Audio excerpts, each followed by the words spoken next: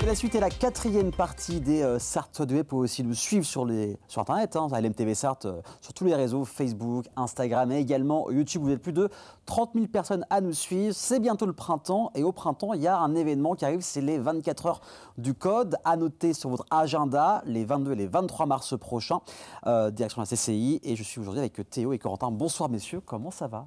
Bonsoir, ça va très bien. Et bah, super, on va parler du coup de cet événement qui commence à se faire bien connaître maintenant au Mans avec les éditions. Déjà, à une semaine de l'événement, comment on se sent aujourd'hui en termes de préparation, d'organisation de cet événement? On est serein. Après, il y a toujours une dernière ligne droite où on ajuste, on termine les préparatifs. Mais on est serein pour que tout se passe bien et que les participants passent un bon moment, un moment à la fois fun et challengeant. Il y a beaucoup de choses à faire. J'ai vu le programme, il y a beaucoup de choses. Ouais. Cette année, il y a beaucoup d'animations, que ce soit pour le public, mais également pour les participants. D'accord. Comme ils restent sur place pendant 24 heures, c'est ça. Il faut bien les occuper également entre deux grosses périodes de développement. Donc, Corentin, tu es enseignant et enseignant-chercheur à l'ENSIM. C'est ça. C'est Julie qui m'a dit ça. Théo, ingénieur d'études et développement au sein de Soprasteria. C'est ça. Alors, est-ce que tu peux nous expliquer un petit peu ce que tu fais exactement? Oui, alors donc Soprasteria, en fait, c'est une entreprise de services numériques, donc c'est-à-dire qu'on travaille pour des clients qui ont besoin de solutions informatiques, numériques. Ça va du conseil au développement. D'accord. Et donc nous, au Mans, on est essentiellement, on travaille chez MMA en termes de clients. Et donc nous, Soprasteria, avec les 24 heures du code, on a un partenariat depuis 2017 où du coup on co-organise et on propose un sujet pour que les participants s'amusent dessus. Ouais, c'est le principal, c'est de s'amuser. Voilà, c'est passer un 24 heures agréable. Vous, les 24 heures du code, comment c'est venu à vous? La première fois que vous avez entendu parler de ces 24 heures du code, c'était comment et où?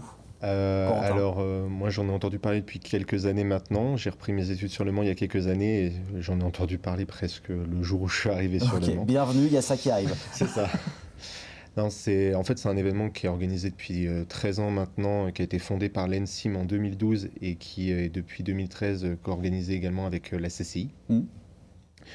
Donc c'est un événement qui est à la fois pour les étudiants mais également pour les professionnels, l'objectif étant de mettre les étudiants dans des situations concrètes proposées justement par les entreprises qui viennent apporter des idées de sujets. Et on a ouvert depuis quelques années également, même presque depuis le début, aux professionnels pour qu'ils puissent se challenger entre eux et également avec les étudiants sur des sujets qui peuvent être aussi variés que du développement de logiciels purs que sur de l'informatique embarquée. D'accord, donc il y a pas de choses différentes. Théo, toi, la première fois que tu as entendu parler de cet événement, c'était à quelle période? Alors la première fois, c'était en tant qu'ancien étudiant, enfin j'étais étudiant à l'époque à l'ENSIM également, donc à l'ENSIM où ça fait partie des institutions, c'est également d'ailleurs un événement obligatoire pour les quatrièmes années, à l'époque en tout cas. Pas le choix, faut y aller. Faut y aller. Non mais c'est au départ, peut-être qu'on se dit ça va être dur, mais on est super content d'y aller.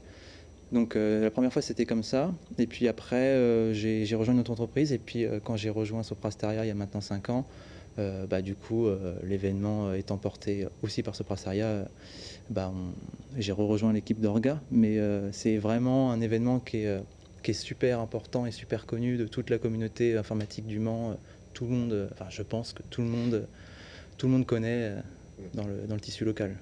C'est vrai que ça prend de l'ampleur. Et exactement. Alors j'ai vu sur le site, il y a vraiment cet après-midi 199 inscrits, 31 équipes étudiantes, 20 équipes pro. On peut, à partir de quel âge, s'inscrire, participer? Il faut au moins être en post-bac, j'imagine, pour s'inscrire, ou avant, c'est possible aussi? Alors, c'est techniquement possible de s'inscrire avant, mais c'est plutôt déconseillé en général. D'accord. Les sujets, en fait, tout dépend du niveau des sujets. En général, les sujets demandent quand même certaines compétences en informatique. Après, une personne qui est en première année d'études, en première année de licence, peut très bien s'inscrire sans problème. On va dire que le niveau de compétences nécessaire nécessite des bases de programmation. Oui. Après, c'est vrai que maintenant, il y a de la programmation aussi au niveau du lycée. Donc, c'est vrai que peut-être que des personnes vraiment passionnées par l'informatique peuvent se lancer dedans. Mais après, des personnes en BTS peuvent également se proposer. En fait, il n'y a pas de limite minimum. C'est plutôt les compétences finalement qui vont jouer. C'est plutôt les compétences qui vont jouer et la confiance que la personne a en ses compétences, entre guillemets. Même si, en fait, une fois sur place, je pense qu'il y a beaucoup de stress qui disparaît vu que ça devient un moment assez fun, vu que Théo a déjà pu participer, mais les étudiants sont en compétition, mais peuvent aussi un peu s'entraider, parce que parfois il y a du partage de connaissances et de compétences. Parfois même entre des équipes concurrentes, l'idée c'est essayer que tout le monde se porte pour aller le plus loin possible sur les sujets proposés. Oui, parce que c'est usant, hein, ça reste 24 heures quand même, hein, mais ça donne aussi une aventure humaine. Hein. Il n'y a rien à gagner, c'est juste de créer quelque chose ensemble, ou il y a une récompense à la fin. Il y a une petite récompense, mais vraiment, je pense que personne ne le fait pour la récompense, on le fait pour le fait de s'amuser, c'est des passionnés, donc ils y vont volontairement, quoi. Sauf les étudiants qui sont obligés de participer, du coup, qui attendent d'avoir une note. Mais c'est vrai que sur les retours des dernières éditions, en fait, on n'a jamais eu personne qui nous a dit qui nous ont montré l'envie de participer pour gagner un prix. Oui. À chaque fois, c'était par passion, par envie. Parfois, on a même des personnes qui participent en sachant qu'ils ne vont pas gagner, mais juste parce qu'ils ont envie de se dépasser et de se tester pendant 24 heures. Bah, c'est vrai qu'on en parle beaucoup tous les ans ici sur LMTV Sarthe. C'est vrai qu'en général, c'est ça qui ressort. C'est vraiment une aventure humaine et c'est de participer, de partager quelque chose. Est-ce qu'il y a des nouveautés en termes d'organisation cette année par rapport à l'année dernière, ou c'est plutôt en termes du programme qui va changer dans les détails? Nouveauté, on a beaucoup d'animations sur le public cette année. Alors par rapport aux autres années, on en a peut-être un peu plus que d'habitude. On a des animations à destination des enfants, par exemple, sur la découverte des robots, de drones, de programmation. On a des conférences sur l'IA et sur le développement numérique responsable. Dans l'IA, c'est Pierre Cartier, hein, c'est ça? Oui, c'est ça. C'est ça. On a également plusieurs petites activités, on va dire activités amusantes, entre guillemets. On a un puissance 4 géant, par exemple. Ok, super. On a également des dégustations de thé, de crêpes, de bar à bonbons, de partenaires en fait qui sont venus pour faire vivre un peu l'événement. Oui, bien sûr. Et on a également un Ripper Café qui est là cette année, qui est mis en place par le centre social de Montfort-le-Génois. D'accord. Donc il faut y aller sur inscription, donc il faut passer par le site, mais qui vient proposer aux gens justement d'apprendre à réparer par eux-mêmes leurs outils, leur électroménager, le petit électroménager, mais... Au lieu de le jeter, c'est d'essayer de réparer... On essaie d'introduire cette notion d'écologie, d'écologie, de numérique responsable, oui. Un peu plus chaque année. Bien sûr. C'est ce qu'en général, ce qui est demandé. C'est vrai que les Ripper Café, ça fleurit. Hein. En tout cas, partout en Sarthe, on va dans différentes communes, soit 5000 ou moins de 5000 habitants, au lieu de jeter le produit, de l'envoyer à la déchetterie, d'essayer de voir ce qui ne va pas et du coup de le réparer. J'ai aussi vu Battle Just Dance, donc ça peut être assez drôle. Il y a aussi du rétro gaming avec Retrotaku, association qu'on connaît très bien ici au Mans. Ça peut être aussi un moyen, peut-être pour les étudiants, de voir leur futur employeur. Oui. Ça peut être aussi, ça arrive des fois, ça, ce genre de choses, que des étudiants qui sont en fin de parcours font cet événement et un futur employeur est peut-être impressionné et ça peut créer des liens aussi. Oui, tout à fait. En tant que porteur de sujet, en tant qu'entreprise, c'est aussi un des intérêts, c'est pas le principal, mais c'est un des intérêts de participer aux 24 heures du code, parce que ça permet aussi de repérer les futurs talents en devenir en informatique, et puis nous, ça nous permet de retrouver des étudiants, de les repérer, étudiants ou même professionnels, mais en tout cas des gens qui s'en sortent vraiment bien et qui ont des compétences. Donc ça sert aussi à ça, mais pas que. Voilà, il y a plein de choses en fait. C'est ça. Donc c'est 20 € la participation. C'est mieux de réserver ou on peut payer sur place le jour J pour ceux qui nous regardent? Alors en fait, les inscriptions sont closes. Ah, c'est fini, ok, d'accord. Ça se remplit extrêmement vite. C'est public maintenant. Maintenant, c'est le public qui peut venir. Alors c'est complètement gratuit pour le public. Ils viennent, ils sortent, ils font comme ils veulent. C'est ça, il n'y a que certaines animations, certains ateliers. Par exemple, il y a un tournoi de baby-foot qui est organisé, il faut s'inscrire en amont. Oui, bien sûr. Mais il n'y a aucune obligation de participer à ces ateliers. Vous pouvez aussi venir juste pour rencontrer un peu les entreprises qui participent, parfois les écoles également. Alors les participants, c'est un peu plus compliqué parce qu'ils sont dans leur code à ce moment-là, mais il y a des visites guidées qui sont organisées par les élèves du lycée Touchard. D'accord. Qui viennent en fait guider le public au sein de la CCI. Après pour les inscriptions, c'est vrai que ça commence en général en début d'année, donc en janvier, et ça se finit à fin février, ça se remplit extrêmement vite, parce qu'on est limité en termes de place de par la taille de l'endroit où on est.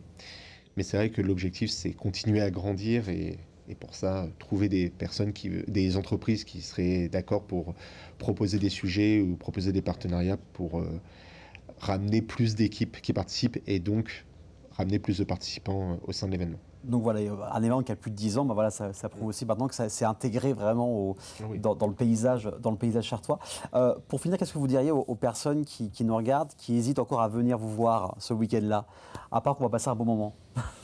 Déjà, effectivement, de profiter des créneaux où c'est ouvert au public, donc de 14h à 19h, il me semble, le samedi, et puis également le dimanche matin, pour voir déjà à quoi ça ressemble, quelle est l'ambiance, en quoi ça consiste, et puis de discuter avec notamment les porteurs de sujets pendant ces créneaux-là, parce qu'on va pouvoir expliquer les objectifs, en quoi consistent les sujets, effectivement, et puis d'essayer quand même si les participants sont à fond, peut-être qu'on peut quand même essayer de décrocher un ou deux mots à l'un d'entre eux pour essayer d'avoir leur impression.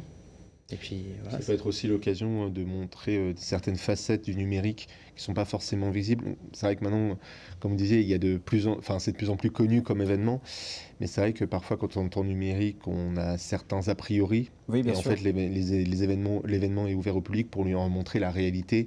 Par exemple, la programmation d'un drone, c'est pas si compliqué, c'est le mot des fois programmation qui peut faire peur, mais en général. C'est ça. En fait, la programmation, ça veut savoir programmer, ça veut savoir, c'est surtout une façon de faire.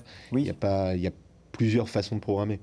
Donc, en soi, l'objectif, c'est aussi montrer au public que c'est pas impossible de faire de la programmation et peut-être de créer de nouvelles passions chez les jeunes personnes. Ça peut créer de nouvelles choses. Et c'est vrai que aussi, je vois sur Internet, sur YouTube, sur Twitch, il y a de plus en plus de personnes qui aussi font l'initiation de la vulgarisation à la programmation. Donc, il y a aussi une volonté de rendre ça accessible au public. On vous rappelle, c'est le week-end prochain, les 22 et les 23 mars. Donc, pour le public, c'est gratuit pour aller voir tout ce petit monde, ces animations, ces conférences et surtout passer un bon moment.